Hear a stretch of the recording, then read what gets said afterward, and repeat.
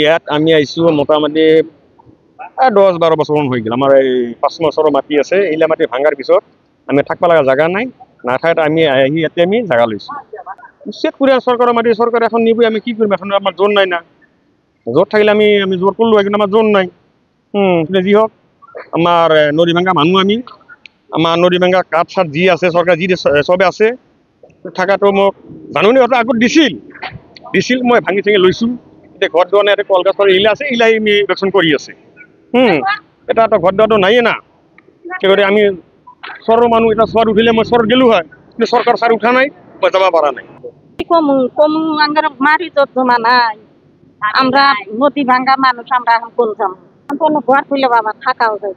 স্বামীটা মরে গেছে 8-9 বছর। এখন এই যে ভাই কইরা রয়েছি, তারই মধ্যে ওটা হয়ে যায় কি করে।